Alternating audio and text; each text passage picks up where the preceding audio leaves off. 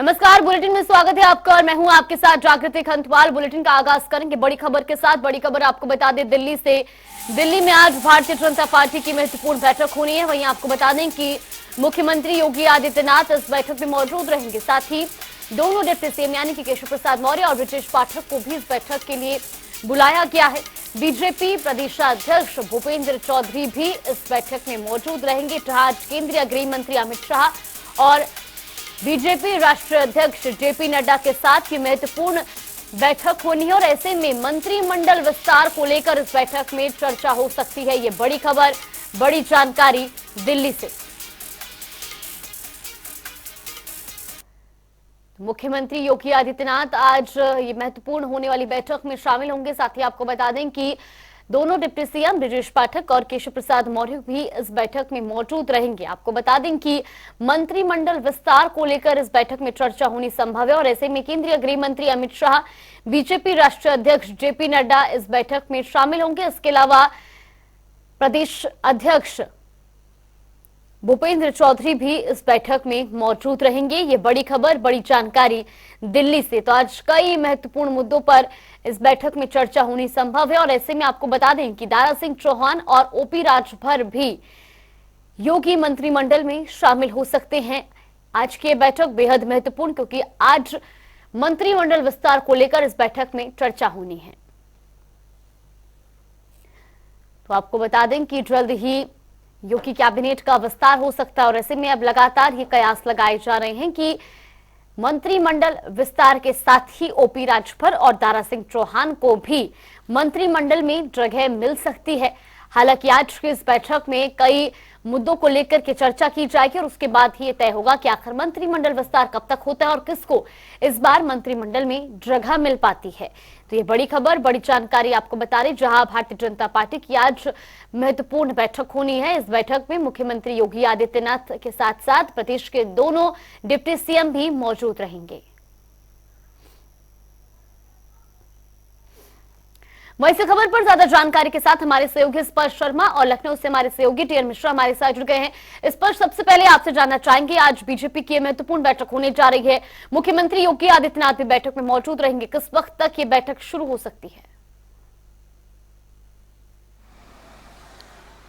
देखिए, दोपहर 3 बजे की बात करें तो बीजेपी का जो विस्तारक कार्यालय है वहां पर ये बैठक जो है देखने को मिलती हुई नजर आएगी, जिसमें उत्तर प्रदेश के मुख्यमंत्री योगी आदित्यनाथ, डिप्टी सीएम केशव प्रसाद मौर्य की बात की जाए या फिर ओबीसी जो नेता है उनको जो है फिलहाल दिल्ली इस बैठक के लिए जो है बुलाया गया। और सीधे तौर पर हम बात करते हैं तो कई महत्वपूर्ण जो एजेंडे हैं वो इस बैठक में देखने को मिलते हुए जो है नजर आ सकते हैं कि पहला ओबीसी वर्ग को किस तरीके से जो साधा जा सकता है लोकसभा चुनाव से पहले, वो आज जो है यहाँ पर एक विस्तृत रणनीति लोकसभा चुनाव को लेकर जो है बनती हुई नजर आएगी। क्योंकि तमाम ओबीसी वर्ग से जुड़े हुए नेताओं की बात की जाए तो वो आज जो है दिल्ली देखने को मिलते हुए नजर आएंगे। बीएल वर्मा की बात की जाए, केशव प्रसाद मौर्य की बात की जाए, साध्वी निरंजन ज्योति की बात की जाए, तो तमाम नेता जो है फिलहाल दिल्ली जो है बुलाए गए। 3 बजे बड़ी बैठक होती हुई नजर आएगी। और उसके साथ साथ हो सकता है कि जो मंत्रिमंडल विस्तार है उसको लेकर भी कहीं ना कहीं चर्चा होती हुई नजर आए। लेकिन जो व्यापक एजेंडा बैठक का देखने को मिलता हुआ नजर आ रहा है वो यही कि ओबीसी समाज को किस तरीके से जो है लोकसभा चुनाव में जो है एक तरीके से साधने की कोशिश हो सकती है। क्योंकि हम देख रहे हैं कि विपक्षी पार्टियों की बात करें तो वो लगातार ओबीसी कार्ड जो है खेलने की कोशिश जो है करती हुई नजर आती है। हमने देखा कि जो जनगणना है ओबीसी उसकी बात जो है करते हुए नजर आते हैं। राहुल गांधी से लेकर तमाम बड़े नेता जो है ओबीसी जो है समाज का मसला उठाने की कोशिश जो है करते हुए नजर आते हैं। तो ऐसे में इसीलिए ये बैठक जो है दिल्ली बुलाई गई है। और एक बड़ा मंथन जो है दिल्ली में 3 बजे जो है गृह मंत्री अमित शाह के साथ यूपी के नेताओं का होता हुआ नजर आएगा। बिल्कुल, इस पर लौटेंगे आपके पास। टीएन भी हमारे साथ मौजूद है लखनऊ से। टीएन, आपसे भी जानना चाहेंगे, देखिए जिस तरीके से बात की जा रही है कि आज की उस बैठक में मंत्रिमंडल विस्तार को लेकर खास तौर पर चर्चा की जा सकती है। और ऐसे में 2 नाम जो सामने आ रहे हैं, दारा सिंह चौहान और ओपी राजभर, इन्हें भी मंत्रिमंडल में जगह मिल सकती है।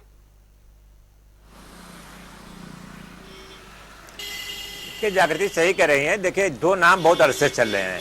ये पहले ही दारा सिंह मंत्री बन सकते थे, लेकिन जब चुनाव हार गए घोसी में तो उसके बाद दारा सिंह का नाम जो है चक्कर में ओपी राजभर भी मंत्री नहीं बन पाए।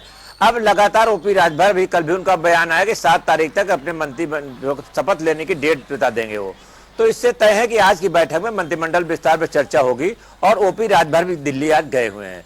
साथ ही जो है इस बैठक के लिए जब ओबीसी वर्ग के सारे नेताओं को बुलाया गया, सीएम कल खुद दिल्ली में थे, उनकी कल अमित शाह के साथ बैठक हो चुकी, जेपी नड्डा के साथ बैठक हो चुकी।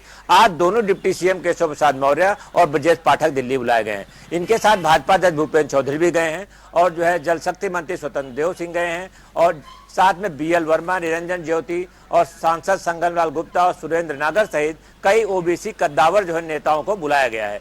तो कुल मिलाकर सारा यह एजेंडा भाजपा का है कि ओबीसी वर्ग को किसी तरह जो साधा जाए और जो विपक्ष ओबीसी पे डोरे डाल रहा है, चाहे वो अखिलेश यादव हो या अजय राय हो या राहुल गांधी हो या फिर मायावती हो, कोई भी है, विपक्ष ये चाहते हैं कि विपक्षी प्रभावी न हो, उनके एजेंडे में सेंध लगा करके और ये वो भी जो है ओबीसी वर्ग को अपनी तरफ जोड़ सके। एक नाम और मंत्रिमंडल के चल रहा है, आकाश सक्सेना का भी नाम उछला है कल की कि जो है रामपुर के विधायक जो आकाश सक्सेना को मंत्रिमंडल शामिल किया जा सकता है, लेकिन ये भी समय बताएगा कि ये क्या होता है परिणाम। लेकिन इतना जरूर है कि आज बड़ी बैठक है, इसमें ओबीसी वर्ग को 50 की जगह 60% टारगेट मान के चल रही मतदाता करेगा, क्योंकि लोकसभा चुनाव में 60% वोट इस बार मिले, ये भाजपा का टारगेट है। 80 में 80 सीटें जीतने का उसका टारगेट है। तो ये टारगेट कैसे अचीव किया जाए, इस पर लेकर सभी लोग बैठेंगे और उसके बाद एकमत होकर अमित शाह और जेपी नड्डा के साथ बैठ कर लोग तय करेंगे, फिर आगे क्या रणनीति होगी इस पर पूरी चर्चा की जाएगी। बिल्कुल, इस पर सीधा आपके पास लौटना चाहूंगी। देखिए, जिस तरीके से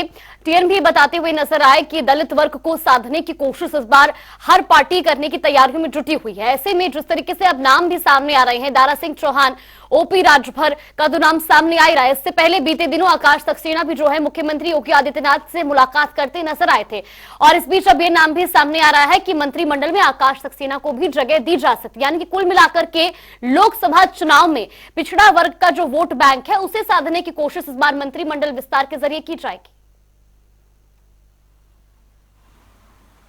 और देखिए, बिल्कुल तमाम पार्टियां अपने अपने तरीके से रणनीति चुनाव के संदर्भ में बनाती हुई नजर आती है और बीजेपी भी जो एक उत्तर प्रदेश चूंकि एक बड़ा राज्य हो जाता है, 80 लोकसभा सीट पड़ती हुई नजर आती हैं, तो ज्यादा से ज्यादा सीटें जो है वहां से निकलती हुई जो है नजर आए, इसी को जो है साधने के लिए अपनी रणनीति जो है यहाँ पर जो है बनाती हुई नजर आ रही है। और इसलिए हम देख रहे हैं कि कल से जो मुख्यमंत्री है वो लगातार दिल्ली में देखने को मिलते हुए नजर आ रहे हैं। कल भी जो है गृह मंत्री के साथ में जो बैठक है वो मुख्यमंत्री की जो है देखने को मिलती हुई नजर आई थी। और आज जिस तरीके से तमाम ओबीसी समाज के नेताओं को जिस तरीके से दिल्ली बुलाया गया है, तो ये समझा जा सकता है किस तरीके से चुनाव से पहले एक जो बड़ी रणनीति है वो कहीं ना कहीं अलग अलग प्रदेशों के हिसाब से जो है वो जो केंद्रीय आलाकमान है वो बनाता हुआ जो है नजर आ रहा है। और खासतौर पर जो पिछड़ा वर्ग है उसको साधने की कोशिश तमाम जो पॉलिटिकल पार्टीज है वो आज जो है करती हुई जो है नजर आ रही है। यूपी में हम हमेशा से देखते हैं कि अलग अलग जो समीकरण है उनको साधने की कोशिश होती हुई जो है नजर आती है, चाहे क्षेत्रीय समीकरणों की बात की जाए या फिर जातिगत समीकरणों की बात की जाए,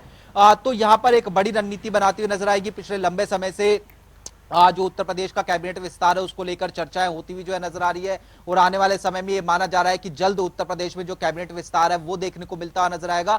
तो वहां पर एक प्रतिनिधित्व जो है वो ओबीसी समाज को जो है देखने को मिलता हुआ नजर आ सकता है। जिस तरीके से नाम निकलकर सामने आ रहे हैं दारा सिंह चौहान या फिर अन्य नेताओं की बात की जाए, तो वहां पर किस तरीके से प्रतिनिधित्व दिया जाए ताकि एक समाज में मैसेज देने की कोशिश होती हुई नजर आए और उसका सीधे तौर पर फायदा जो है लोकसभा चुनाव में जो है भारतीय जनता पार्टी को मिलता हुआ नजर आए। बिल्कुल, और फिलहाल देखिए जिस तरीके से नाम तो सामने आने शुरू हो गए कि आखिर किसे जगह मिल सकती है और किसे नहीं, लेकिन ये आने वाला समय बताएगा कि मंत्रिमंडल विस्तार होने के बाद किसे प्रतिनिधित्व और जिम्मेदारियां सौंपी जाती है। फिलहाल आप दोनों का बहुत बहुत धन्यवाद हमारे साथ जुड़ने के लिए और तमाम जानकारी हम तक पहुंचाने के लिए।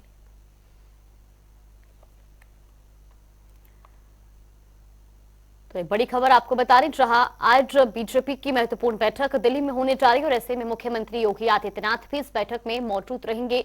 मंत्रिमंडल विस्तार को लेकर इस बैठक में खास तौर पर चर्चा होगी।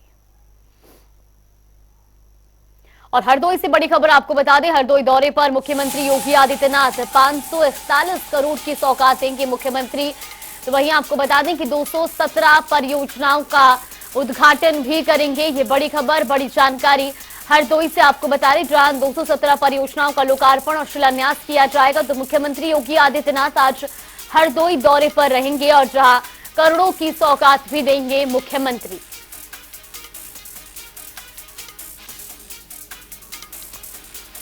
तो 217 परियोजनाओं का लोकार्पण और शिलान्यास किया जाएगा। शाहबाद के उधरनपुर में कार्यक्रम का भी आयोजन किया जाएगा। ये बड़ी खबर आपको बता रही, जहां मुख्यमंत्री योगी आदित्यनाथ आज हरदोई दौरे पर रहेंगे और उस दौरान वो हरदोई की जनता को आज करोड़ों की परियोजनाओं की सौगात भी देंगे। तो शाहबाद के उधरनपुर में भी वो पहुंचेंगे और आपको बता दें कि इस दौरान जहां 217 परियोजनाओं का लोकार्पण और शिलान्यास किया जाएगा, तो 541 करोड़ की सौगात आज हरदोई की जनता को देंगे मुख्यमंत्री योगी आदित्यनाथ। शाहबाद के उधरनपुर में ये कार्यक्रम आयोजित होगा, जहां पर इन तमाम बड़ी योजनाओं और परियोजनाओं की सौगात जनता को मिलेगी।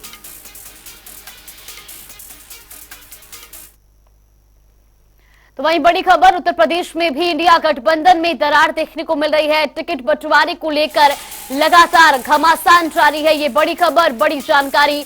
विधानसभा और लोकसभा चुनाव में टिकट को लेकर पेंच लगातार फंसते हुए नजर आ रहे हैं और इस बीच अखिलेश यादव ने भी कार्यकारिणी की बैठक ली, जहां 65 लोकसभा सीटों पर चुनाव लड़ने का ऐलान समाजवादी पार्टी द्वारा किया जा रहा है। ये बड़ी खबर, बड़ी जानकारी। उत्तर प्रदेश में भी इंडिया गठबंधन में अब दरार देखने को मिल रही है, क्योंकि टिकट बंटवारे को लेकर जहां अलायंस पार्टियों में घमासान देखने को मिल रहा है, विधानसभा और लोकसभा चुनाव में टिकट को लेकर यहां पर लगातार जो सहयोगी पार्टियां उनमें पेंच फंसते हुए नजर आ रहे हैं।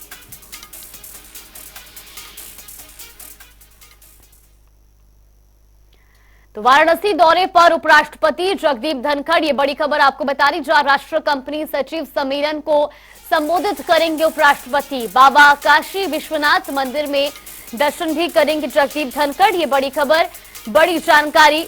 वाराणसी दौरे पर रहेंगे उपराष्ट्रपति जगदीप धनखड़।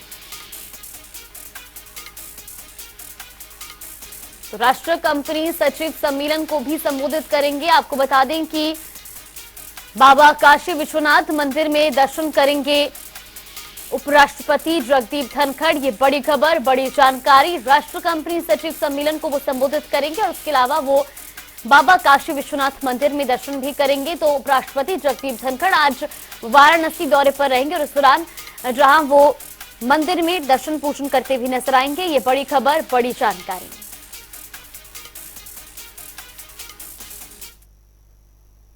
और इसी बीच ज्ञानवापी मामले से जुड़ी बड़ी खबर आपको बता दें, एएसआई सर्वे से जुड़ी आज अहम सुनवाई होनी है। रिपोर्ट सौंपने को लेकर आज कोर्ट में सुनवाई हो सकती है। आपको बता दें कि वाराणसी जिला जज की अदालत में यह सुनवाई होगी। 4 महीने से लगातार जहां एएसआई का सर्वे जारी है और अब रिपोर्ट सौंपने को लेकर आज ये महत्वपूर्ण सुनवाई होनी है। ये बड़ी खबर, बड़ी जानकारी। लगातार 4 महीने से ज्ञानवापी मामले में एएसआई अपना सर्वे जारी रखे हुए हैं और ऐसे में इसी बीच कई बार एएसआई द्वारा जो सर्वे की समय अवधि है उसको भी बढ़ाने की मांग लगातार की गई। समय कोर्ट द्वारा जो है वो मांगा किया और अब आपको बता दें कि आज वाराणसी में ये महत्वपूर्ण सुनवाई होनी है, जहां ज्ञानवापी मामले को लेकर आज इस महत्वपूर्ण सुनवाई में रिपोर्ट सौंपने को लेकर भी सुनवाई होनी संभव है। ये बड़ी खबर, बड़ी जानकारी। वाराणसी जिला जज की अदालत में सुनवाई होगी। वहीं इस खबर पर ज्यादा जानकारी के साथ हमारे सहयोगी धर्मेंद्र चौबे हमारे साथ जुड़ गए। धर्मेंद्र, देखिए जिस तरीके से बताया जा रहा है कि ज्ञानवापी मामले में आज रिपोर्ट सौंपने को लेकर खास तौर पर जो है सुनवाई कोर्ट में हो सकती है, फिलहाल क्या कुछ जानकारी मिल रही है? देखिए जागृति, जो डेडलाइन थी कोर्ट की कि वाराणसी ज्ञानवापी परिक्षेत्र का एएसआई सर्वे पूरा तत्व द्वारा कराए जाने के बाद जो एएसआई की रिपोर्ट है वो सबमिट करेगी। उसके बाद जो सिविल वाद है ज्ञानवापी का, जो ज्ञानवापी बनाम मजादी कमेटी, उसमें कार्रवाई आगे बढ़ेगी प्रोसीडिंग की। तो कहीं न कहीं जो रिपोर्ट की डेडलाइन है वो जो सूत्रों के हवाले से पता चल रहा है ये कि जो तैयारी की गई है वो पूरी तरह से तैयार हो गया है। रिपोर्ट संभवतः आज हो सकता हो कि एएसआई टीम द्वारा रिपोर्ट को न्यायालय में प्रस्तुत किया जाएगा। उसके साथ साथ इसके पूर्व में जो सुनवाई हुई थी, जो जितने ज्ञानवापी परिक्षेत्र से रिलेटेड वाद चल रहा है उस वादों को इंक्लूडेड कर दिया गया है। टोटल जिला न्यायाधीश के कोर्ट में सुनवाई होगी। तो कहीं न कहीं जो पूरे ज्ञानवापी परिक्षेत्र की अब बात की जाए वो एक मंच पे और एक न्यायालय में सुनवाई होनी है। रही बात ज्ञानवापी एएसआई सर्वे की, वो आज प्रोसीडिंग की जो कार्रवाई है, जो एएसआई की रिपोर्ट सौंपी थी, जो डेडलाइन दिया था जिला न्यायाधीश वाराणसी ने, उसके आज एएसआई टीम को पूरी तरह से रिपोर्ट सबमिट कर पाती है या पूर्ण कर पाती है या पूर्ण कर पाती है, तो देखने वाले समय पे ही नियत तिथि पे ही पता चल पाएगा। जब दोपहर के बाद सुनवाई प्रोसीडिंग कार्रवाई चालू होगी। जागृति, बिल्कुल धर्मेंद्र, ये भी जानना चाहेंगे कि अभी तक अगर समय सामने आ पाया हो कि किस समय जो है इस पूरे मामले पर सुनवाई शुरू होनी है? देखिए लगभग लंच के बाद दोपहर से सुनवाई प्रारंभ होगी और एएसआई जो पुरातत्व की बात की जा रही थी, जो सर्वे की बात की जा रही थी, जो ज्ञानवापी परिक्षेत्र है वजू खाने को छोड़कर उसमें कहीं न कहीं जो पूरी तरह से जिस तरीके से मुस्लिम पक्ष दावा कर रहा था, वहीं हिंदू पक्ष तमाम चिन्हों के मिलने के दावे कर रहे थे और कुछ ऐसे तथ्य हैं जो सामने भी निकल कर आए। तो कहीं न कहीं जो दोनों स्थितियां बनी है, जिस तरीके से दावा और जिस तरीके से आपत्तियां लगातार न्यायालय खारिज करते हुए प्रोसीडिंग की कार्रवाई आगे बढ़ाता रहा, उसमें जो है अब आज जो सुनवाई होगी लगभग 1:30 बजे के बाद से ये तय हो पाएगा कि किस दिशा की ओर ज्ञानवापी परिक्षेत्र की केस अब आगे बढ़ रही है। जागृति, बिल्कुल, बहुत बहुत धन्यवाद धर्मेंद्र आपका हमारे साथ जुड़ने के लिए और तमाम जानकारी हम तक पहुंचाने के लिए। बड़ी खबर आपको बता रही, 4 महीने से लगातार एएसआई का सर्वे जारी है, तो वही ज्ञानवापी मामले को लेकर आज जिला जज की अध्यक्षता में ये महत्वपूर्ण सुनवाई होनी है और ऐसे में आज रिपोर्ट सौंपने को लेकर भी सुनवाई होना संभव माना जा रहा है।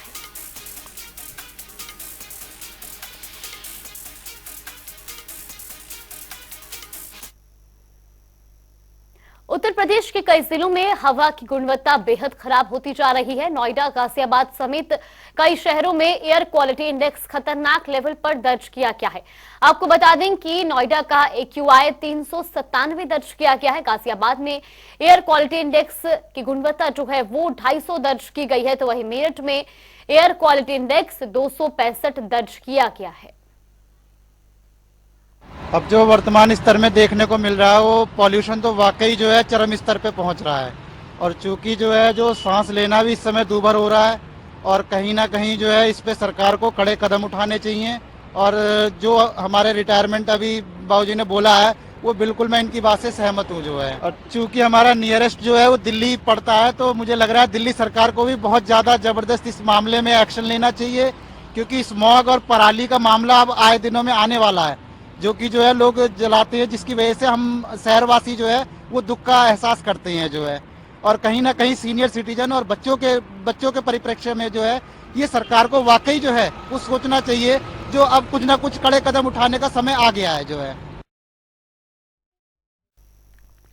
तो ये 3 तस्वीरें भी आपको दिखा रहे हैं नोएडा, गाजियाबाद और मेरठ की, जहां पर लगातार हवा की जो गुणवत्ता है वो खराब होती जा रही है और ऐसे में खास तौर पर जो बुजुर्ग और बच्चे हैं उनके स्वास्थ्य पर इस खराब हवा का खासा असर देखने को मिल रहा है। और अब आम जनता का भी कहना है कि सरकार को जल्द से जल्द इस समस्या पर एक्शन लेने की जरूरत है, क्योंकि लगातार पराली जलाने के जो मामले सामने आ रहे हैं उससे हवा की गुणवत्ता बेहद खराब हो रही है। केंद्र सरकार द्वारा कानून पारित किए जाने के बाद भी देश में 3 तलाक के मामले सामने आ रहे हैं। हाल ही के मामले में कानपुर में एक पति ने अपनी पत्नी को वीडियो कॉल पर 3 तलाक सिर्फ इसलिए दिया क्योंकि पत्नी ने अपनी आईब्रो ब्यूटी पार्लर में सेट कराई थी। देखिए रिपोर्ट। केंद्र सरकार द्वारा कानून पारित किए जाने के बाद भी देश में 3 तलाक के मामले सामने आ रहे हैं। हाल के मामले में एक पति ने अपनी पत्नी को वीडियो कॉल पर 3 तलाक सिर्फ इसलिए दिया क्योंकि पत्नी ने अपनी आईब्रो ब्यूटी पार्लर में सेट कराई थी। मामला उत्तर प्रदेश के कानपुर से है, जहां एक पति ने वीडियो कॉल के दौरान अपनी पत्नी को 3 तलाक दे दिया। पति ने रोज की तरह अपनी पत्नी को सऊदी अरब से वीडियो कॉल की थी, जिसमें उसने पत्नी की आईब्रो पर ध्यान दिया। उसने उससे पूछा कि तुमने आईब्रो बनवाई है। पत्नी के हाँ कहते ही पति तिलमिला गया और तलाक दे दिया। ससुराल वाले भी पति का ही साथ दे रहे हैं। मैंने परेशान होकर पुलिस में शिकायत की है। हम 4 अक्टूबर की बात कर रहे थे अपने शौहर से वीडियो कॉलिंग पे। अब वो सऊदी में है वो, और हमसे उनकी नज़र पड़ी हमारी आईब्रो पे, तो हमसे कहने लगे कि हमने मना किया था कि आईब्रो नहीं बनवाना, फिर भी बनवा लिया। तो हमने कहा कि नहीं, कहाँ बनी है, कहीं देखो बनी तो है। आखिर बात नहीं मानी। फिर 8 दिन वीडियो कॉलिंग और ऑडियो कॉल करके कह रहे हैं कि नहीं मानी ना बात मेरी, चल अच्छा चल तलाक ले, चल तलाक ले, ऐसे ही तीनों बाल ऐसे ही बोल के और फोन काट दी। फिर हमने उनसे बात नहीं की, हमारी बात नहीं हुई। तब से उनसे आपने कॉल किया था? नहीं, हमने कॉल भी नहीं की। हम खुद इतने उसमें हो गए थे कि हम करें तो क्या करें। फिर बाद में हमने अम्मी से बताया शाम के, तो फिर अम्मी ने हमारी बात करी था, तो अम्मी से कहीं नहीं कि जो हमने कहा है उसको मालूम है।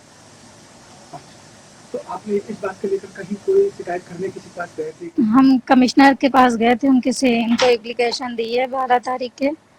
फिर उन्होंने हमें चौकी पे भेजा होगा उन्होंने, तो फिर हमें चौकी पे बुलाई ने, वहाँ पे गए, उन्होंने उनसे भी बात हुई है वहाँ सऊदी में, तो उनको उनके घर वालों को बुलाइन था।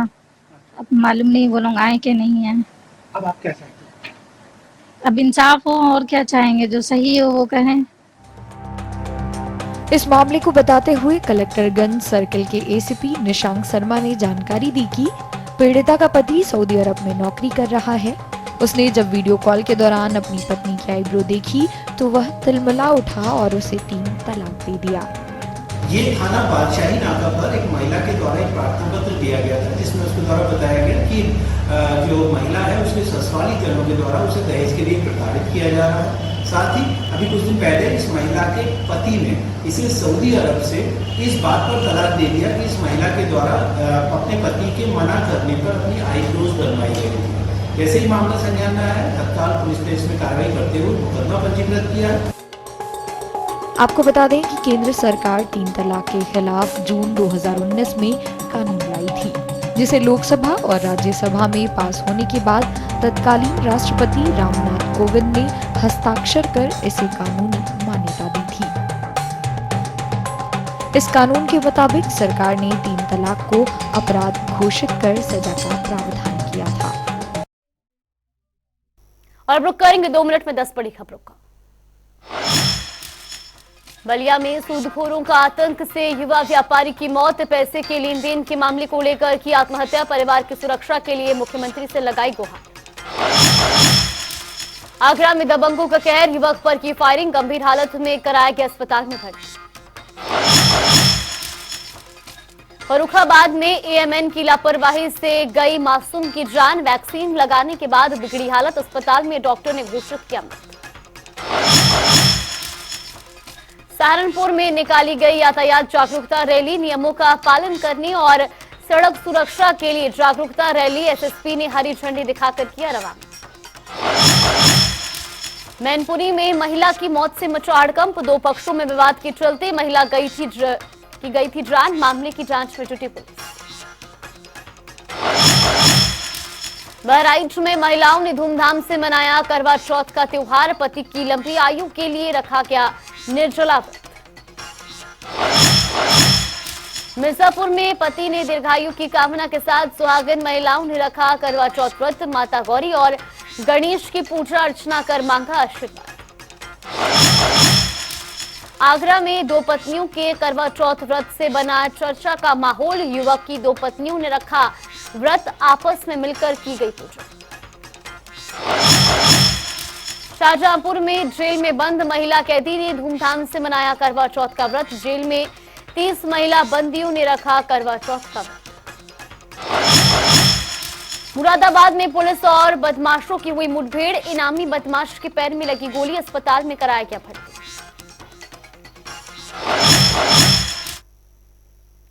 चलिए बुलेटिन में फिलहाल के लिए बस इतना ही, यहाँ पे रुकते हैं एक छोटे से ब्रेक के लिए।